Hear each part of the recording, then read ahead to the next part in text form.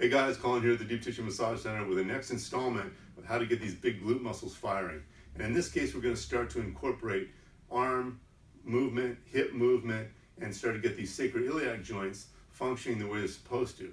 So one of the things that's really important for this part of the exercise is that you're going to make sure that your feet are pointed straight ahead. So you're square through the hips, square through the shoulders to begin with. Now if you're somebody that's duck-footed, go to my video on correcting duck-footedness, because it's going to make a big difference in your ability to get your glutes to fire correctly. So from this position, looking straight ahead, all I'm going to do is I'm going to lift my right heel up, and as that one comes down, my left heel comes up. So I'm alternating right and left. Pretty straightforward, right? So I want you to get used to this first. Notice my upper body's not doing any movement yet, just lower body. I'm walking in place. So the next thing I'm going to do, because I step with the opposite hand and foot when I walk, I want to accentuate that motion. So what I'm going to do is I'm going to lift this right heel up.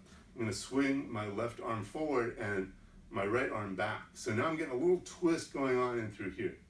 All right? Just like so. Alternating hand and foot. Just like this. Feeling kind of silly. Walking in place. Going nowhere fast.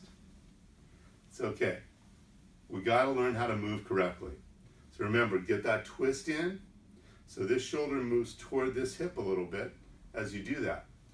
Remember, that creates this kind of rotation going on in the spine and gets it healthier again. Okay. So you can stop with just that exercise to begin with.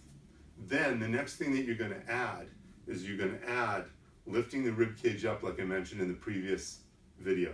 That you're going to breathe into the upper chest here and then out into expanding the rib cage. You're lifting the rib cage up as a cylinder and then tilting the pelvis forward. So this is the prep for then going into that walking. So I'm going to breathe into the chest, out through the rib cage, lift it up as a cylinder, not letting it swing back and forth, but straight up. And then let my rib cage sit there, so I'm tractioning my low back. I'm going to tilt my pelvis forward a little bit, and now from this position, I'm now going to add what I was just doing with the lower body.